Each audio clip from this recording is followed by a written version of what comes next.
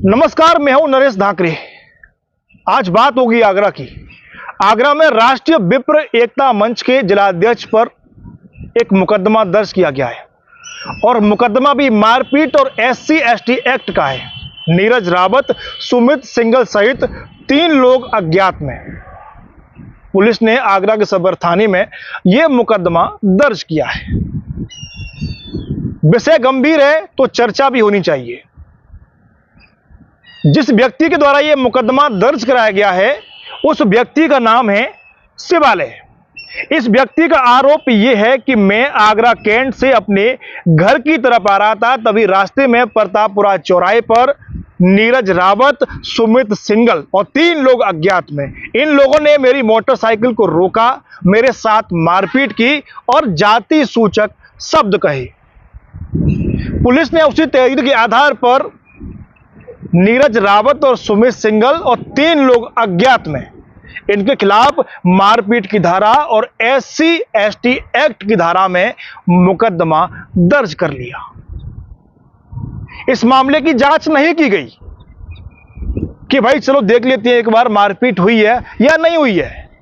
Police ने जिस व्यक्ति ने तहरीर दी उसकी तहरीर के आधार पर ही नीरज रावत, सुमित सिंघल और 3 लोग अज्ञात के खिलाफ मुकदमा दर्ज कर दिया बिना जांच किए। इस मामले में नीरज रावत से भी हमारी बात हुई, सुमित सिंघल से हमारी बात हुई। सुमित सिंघल ने कहा कि भाई मैं तो अपने घर पर मौजूद था। आगरा मुख्यालय पर तकरीबन 40 किलोमीटर की दूरी पर एक जगनेर कस्बा पड़ता है। सुमित सिंघल वहां का निवासी है। उसने कहा कि जिस समय की यह व्यक्ति घटना बता रहा है उस समय पर मैं तो अपने घर पर मौजूद था।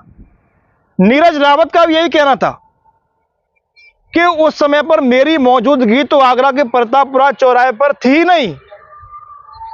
अगर मारपीट प्रतापपुरा चौराहे पर हुई है तो आगरा में जगह जगह पर CCTV कैमरे लगे हुए हैं।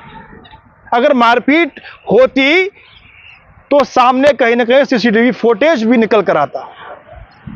भाई पुलिस को जांच करनी चाहिए थी इस मामले में, लेकिन पुलिस ने ना तो नीरज रावत से कोई बात की, ना सुमित सिंघल से कोई बात की कि भाई आप लोगों ने आखिरकार ऐसी घटना क्यों की है।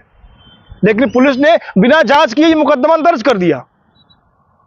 CM योगी भी लगातार कहीं ना कहीं कहते हुए दिखाई दे रहे हैं कि अगर पुलिस किसी भी मुकदमे को दर्ज करती है तो पहले उसकी जांच की जाए और उसके बाद ही मुकदमा दर्ज किया जाए। सबसे बड़ी बात एक और भी है कि नीरज रावत जो है वो राष्ट्रीय विप्र एकता मंच के जिलाध्यक्ष भी है, उसके साथ साथ एक नेशनल न्यूज चैनल के पत्रकार भी हैं। बिना जांच किए नीरज रावत और सुमित सिंघल पर आगरा के सदर थाने में पुलिस ने मारपीट और SC/ST एक्ट की धाराओं में यह मुकदमा दर्ज कर लिया।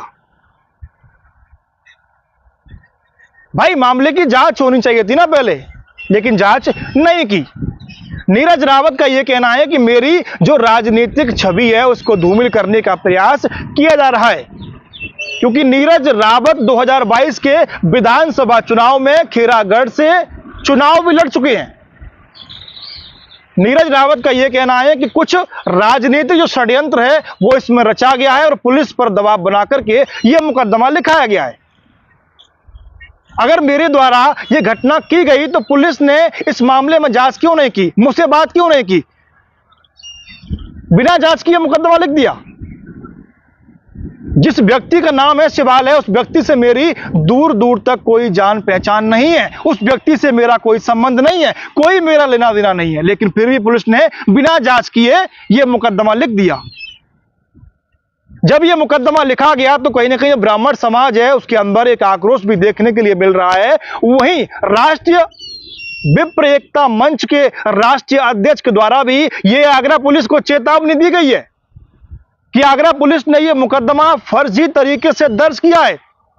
या तो पुलिस इस मुकदमे को रद्द करे, नहीं तो फिर ब्राह्मण समाज आगरा की सड़कों पर उतरेगा और आंदोलन करेगा।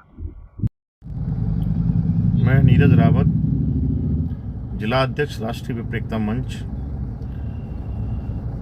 एक पेशे से पत्रकार भी हूं और अभी 17 तारीख में मुझे जानकारी मिली है कि आगरा के थाना सदर में एक FIR दर्ज कराई गई है जिसमें SC/ST का भी आरोप लगाया गया है।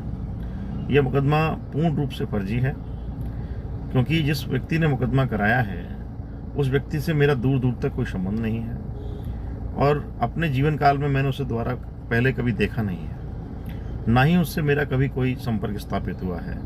और उस दिन, जिस दिन ये घटना बता रहे हैं, उस दिन भी घटना स्थल या इत्यादि जगह पर मेरा होना असंभव है। तो सबसे बड़ा सवाल है कि पुलिस ने जल्दबाजी में कैसे मुकदमा दर्ज कर लिया, बिना मेरी जानकारी के, बिना मुझे अवगत कराए, बिना मेरा पक्ष जाने इतने गंभीर धाराओं में मुकदमा दर्ज कर लेना। यह सवाल उठाता है आगरा पुलिस की कार्यप्रणाली पर कि आखिर किस प्रकार से मुकदमे जल्दबाजी में दर्ज किए जा रहे हैं। खासकर SC/ST एक्ट के मुकदमे यदि ब्राह्मण समाज पर ऐसे दर्ज किए जाएंगे तो बहुत जल्द सड़कों पर समाज भी होगा और उग्र आंदोलन भी होगा।